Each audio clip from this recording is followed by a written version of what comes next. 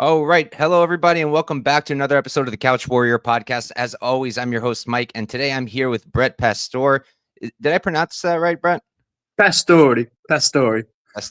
Okay, I like it. I like it. I'm used to the Italian accents a little bit. I grew up in a very Italian neighborhood. Ah, bene. So Brett, we'll talk about, we have Warrior Cage Grappling coming up. A lot of people who watch my channel know that, I'm involved with them, and we'll get there in a second. But I wanted to start from the beginning and kind of just ask you, how'd you get into mixed martial arts, grappling? I know you have like very extensive grappling experience. So how'd you get into all that? I started wrestling when I was 5 years old. I think I was in second grade. My brothers got me into the youth wrestling program. And I saw on TV and then playing the UFC video game, these guys are shooting double legs. These guys are wrestling. Like, I do this every day. Maybe one day I'll do that, professionally. Um, I was wrestling high school, wrestling college. And in college, I started, having a lot of boxing matches and gradually worked my way up. I got a master's and bachelor's in teaching. I was a school teacher, but I was also an amateur fighter. Every weekend, I would have an amateur fight, and I was coaching wrestling. But I eventually decided, you know what, I'm going to commit to this full time. So I quit my job, bought a one-way ticket to Thailand, did the Tiger Muay Thai tryouts, and just completely committed myself to, being a full-time professional fighter. Fought for one championship, and then when I came back to the U.S., I moved to Jackson Lake Gym, and now I train full time. And yeah, that's my job now. That's my life. That's awesome. Did you compete in Muay Thai at all when you were out there in Thailand? Yeah, I won one of the local Phuket Stadium Muay Thai titles. But what I mostly did, I was mostly known for one championship. I had two fights in that promotion. They're pretty big in Asia, whereas over here is the UFC. So by this time next year, I will be in the UFC. We have some plans set up for my MMA career for next year. Yeah, I fought Muay Thai out there. I also fought Lethwei. Lethwei is where Muay Thai is the art of 8 limbs. Lethwei is the art of 9 limbs. You could use headbutts. Oh, no And way. yeah, bare knuckle. It's called Burmese bare knuckle boxing, and you can only win by knockout. So like sub only jujitsu, where you can only win by submission. Out Hmm. there, you can only win by knockout. So, crazy sport I did out there. Had a How lot of long are fun. the matches then? The one I did was 5 round fight. So if there's no knockout, then they call it a draw. So I had a Oh, draw. wow. Yeah. So that's a sport I really love out there. Lethwei or Burmese bare knuckle boxing. Did you take Yeah. any headbutts to the face? I did. But I'm kind of used to that. I do combat sambo. Um, so we're used to having that headbutt technique. But when it's bare knuckle, when it's no headgear, it's a lot different. I could imagine. I could definitely imagine. I noticed on your Instagram, I was kind of scrolling. I saw you did something. I don't even know how to pronounce it. Cerium? Shiram. Okay, Shiram Serum. is a Korean belt wrestling. It's a sport where you start with the grip on the belt, and the goal is just to take the person off their feet. If their hand touches the mat or the sand, actually not the mat, if they just touch the ground with any part of their body, it's a takedown. So it's just one of the most simplest forms of grappling, and I really love it. The Korean people down in it was they held it in New York in a lot of the what do you call it, Little Korea. Um, had a lot of fun with that. Eventually, one day I want to go to South Korea and compete in Shiram. But that's the word Shiram is just their word for wrestling in Korea. Oh, In okay. Korean. Yes, It looked really cool. yeah, it's a lot of fun. So you kind of came from a grappling base, right? Did you find it hard to kind of develop the hands as well, the striking, or did it kind of just come to you pretty easy? I spent a long time on that because I started boxing a little bit in high school. Then my college had a boxing team, so every day after my college wrestling practice, I'd go to boxing practice. And I had 48 amateur fights. It just took me a long time to develop those skills, but after 48 fights, I kind of got a little bit better at it. And then 15 or 20 Muay Thai fights, and now I'm just deep into a pretty long career. So yeah, That's awesome, um, man. And you're yeah, only 29 still, too. yeah, 29 right now. So this time next year I'll be in the UFC, and I do a lot of crazy stuff. I travel around. We talked about Shiram and Lethwei and all these different sports I do, but MMA is the long term goal, and that's how I'm going to be making my career, making my legacy in that sport. So you mentioned a few times that, you got the plan to get to the UFC. Could you elaborate a little bit? Like, what are you working on to get there? Yeah, so I think I'm allowed to announce this. I'm going to sign a 4-fight deal with Fury on UFC Fight Pass. We're doing 4 fights, and they're a direct feeder to the UFC. We have my first fight. It's almost official. It's going to be in March, um, and I'm going to do 4 fights with them in the course of next year. And I know after I win those 4 fights, that's a pipeline straight to the UFC or Dana White's Contender Series. Um, so yeah, um, that's the plan right now. Awesome. So you mentioned you're at Jackson Wink now, right? Yes. Who are your primary training partners? There's a lot of good training partners. A lot of guys come in and out from different areas. I'm mostly there because the best coaches in the world, Mike Winklejohn, Greg Jackson, they coach John Jones, they coach Holly Holm, and I see them on a regular basis. But there's a room full of welterweights, which is great for me as a lightweight to get guys just a little bit bigger, guys in the regional scene, guys at the welterweight and middleweight that are making me work really hard to score these takedowns and score these strikes. So it's the perfect room for me. Nice. So you mentioned you're hopefully signing that Fury deal, or you did sign it. Do you know any potential opponents yet, or too soon for that? Too soon for that. We have one name, but that's not official yet. So, but yeah, they said every fight you're going to have is going to be tough. Most of the guys you're fighting will be undefeated. Most of the guys you're fighting will be, also on that path to the UFC, and that's exactly what I want. You give me a full training camp, I believe I will beat any lightweight in the world. I had a losing streak earlier in my career where I took a few short notice fights, and I might have fought a few times with staph infection, a few fights I shouldn't have taken, but now we've got it all together. We're getting full training camps, and I know I can be the best lightweight in the world. Could you talk about that a little bit? Having a few losses. How did you come back from that? Like, how was it mentally? Like, what was your process? Yeah, that was extremely difficult. I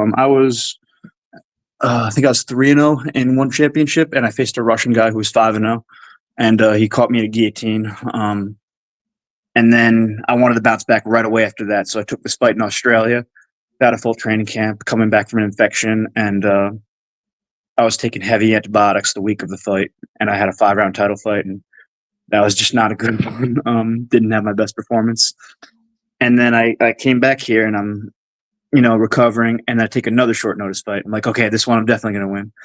And I was totally overtrained for that fight. I was totally not. I flew right in. I was jet lagged and had an even worse performance. So really had the worst possible luck, and I made some bad decisions, had some bad performances, but I'm building my way back from that, and I'm so 100% confident that next year we're going to see something so much different from me.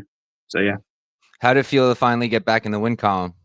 Oh, it felt great. Because that time we had a full, I think it was a 15-week training camp. I was training really specifically for this one fight in Turkey, against the opponent I beat before in one championship, but this time we did it at welterweight. So I was lifting 4 times a week. I was really focusing in with my coaches, making sure everything was on point. And yeah, I performed much better the second and third round. I was getting my takedowns. I was landing more ground and pound than I usually do. But I think now that I'm adjusting to the system at Jackson Wink, I'm changing my style there. I think next year is going to be just a totally different story for me. I know it will. So yeah. Awesome. Do you do a lot of tape study on your opponents, or do you leave that to your coaches? Yeah, I do tape study on my own, then I do it with the coaches. So I get my ideas about how I want to approach them based on what I watch, and then my coaches add in their ideas. And a lot of times there'll be similar ideas. We'll see the same things. We'll recognize the same patterns. So yes. Do you find it hard to kind of listen to your corners like during the fight, or is it kind of easy for you to listen and follow the instruction? It's super easy for me. I have full conversations sometimes with my corners, which is crazy. Um, Yeah, I'm like I hear my coach calling for something, I turn, like, can't really hit that right now. My arm's kind of stuck, but see if that opens up. I literally have like I've had that. Last weekend I just did a Naga grappling tournament. And grappling's a little slower paced than MMA. I was having the whole day. I was having a full conversation with my opponent's coach. This is hilarious. I was in the guy's closed guard, and he's like, "Hey, when he stands up, go for the leg locks. This guy's a wrestler. He probably doesn't know the legs." I look over at him. I'm like, "I know leg locks," and I look at my opponent dead in the eyes. I'm like, "Leg locks don't work." And I stand up and I give him my leg, and he goes for my leg. He goes for a leg lock. Then I jump on his leg and I submit him with a leg lock. Like, I got you there. That's awesome. It was like talking, but it was like it was friendly trash talk. It was uh, it was a lot of fun last weekend. Getting back in the grappling mats. That's awesome. How do you find the time to do full-time training for MMA and then also compete constantly in all these different forms of grappling and everything else? Like, how do you balance everything? So today, I just flew back into New York. I just saw my parents today, my family, for the first time in over a year. I live in the gym. Like, I have a dorm room right next to the mats. So I wake up and I train, and there's nothing else in my life. I work a job on weekends to make some, extra money to pay for groceries and pay my rent. But I train full time. I train every day, all day, until my coaches drag me off the mat. Until they're like, "Hey, you're overtraining. You've been training for 10 hours straight. You need to stop. Go back to your room." Um, I'm notorious for overtraining because I live in the gym, and this is, there's I don't like have a TV or you know I just train. That's it. That's all there is in my life now. So yeah. All right, so I do want to pivot now to Warrior Cage Grappling. To anybody watching the show now who doesn't know about it, it's a promotion here in the area in the East Coast that does jujitsu, but in a cage with MMA gloves. So it's a little bit different, adds a little bit of spice to it, makes it a little bit more fun, in my opinion. How'd you get into touch with Warrior Cage Grappling? The promoter was messaging me for a little while. Um, he's like, "When are you coming back to New York?" I'm like, not sure. Maybe Christmas time. Like, maybe we'll have an event Christmas time, and then here we are. Yeah. How do you feel about the rule set? I like it. I still need to, uh, really research, but every day I'm working on my wall wrestling. Every day I'm working on my jujitsu. It'll be different doing jujitsu without strikes. Last weekend I was in Naga. I was getting to positions where I'm like, okay, I got the Dagestani handcuff. Now I can start. Oh wait, I can't rain punches. Wrong sport. So I'm gonna have to remember. Um, it's gonna be tempting with the gloves on to go for I was strikes. gonna say with the gloves, it might be even harder to resist. Yeah. How long are the matches? This one is 10-minute rounds. One 10-minute match. No, no, no. It's 3 rounds, and I believe it's 2 minutes. Three I believe twos. Okay. 2 minutes Oh, or 3, I don't remember off the top of my so head. I have to sprint. Yeah, 3 2-minute rounds. I'm gonna have to set the fastest pace ever. Two Oh, minutes. yeah. Yeah, I gotta I And it gotta put my speed and it on 1,000%. Yeah. and it's scored very heavily on, like, submission attempts, that's, like, the most important thing over control is, going for those subs and getting close to actually getting them or ideally subbing the guy. Yes, I read that. So yeah, I get to attack more submissions than I usually do. Usually I get to a good position where I can just ground and pound. But now I have to really attempt the submission. I have to be a little more aggressive with the grappling than my traditional MMA style. So that will be exciting. There's one guy in particular, Jordan Giuliano. I don't know if he's competing this weekend, but so far he hasn't lost in Warrior Cage Grappling. He's like 27-0, and I feel like you two would be a sick matchup. He's a very good wrestler, but you're obviously an extremely credentialed grappler as well. So yeah, I think I faced him years and years ago. Oh, no way. Sport sambo wrestling. So without the strikes. Um, I don't think either of us had a lot of G experience at the time, but yeah, he did beat me. I feel like the score was 5-3 or something. It was a competitive match. Yeah, he got the better of me in sport sambo wrestling, and then I think we practiced a few times on the sambo national team. But I think under this rule set, it's going to favor me a little bit more. I have a little bit more experience in the cage, a little more experience Mhm. with the MMA, the more MMA style. But yeah, that would be a really interesting rematch. I'd love to, see him again. I know he's Yeah, good. he's very good at that, but so are you. So it would be pretty awesome. But last question for me. Could you explain your nickname, American Nomad? Where'd that come from? Yeah. So, like I said, when I bought my one-way ticket to Thailand, um, I didn't know where I was going, how long I was going to stay there, but I ended up making a career fighting in all these different countries. My last fight was bare knuckle boxing in Russia. Before that was the Lethwei fight in Myanmar. I fought in Australia. I fought in I've fought in about 15 different countries, waving the American flag in all of them. Um, so yeah, I'm from America, but I've trying to embrace every one of these cultures, every one of these countries I go to. I let them change me a little bit. You know, I learned something from their culture. My goal is to go to every country in the world and maybe fight in every country if that was possible. But yeah, there's 197 countries to go in the world. I've been to about 15 of them. I want to fight in every single one. So yeah, I Brett the American Nomad Pastore. I like that you know exactly how many countries you have left. That's how Yeah. I know you're dead serious. I used to be a geography teacher. I used to teach world history and Oh yeah. geography. I used to teach about the world. Now I'm actually seeing the world through fighting. So yeah.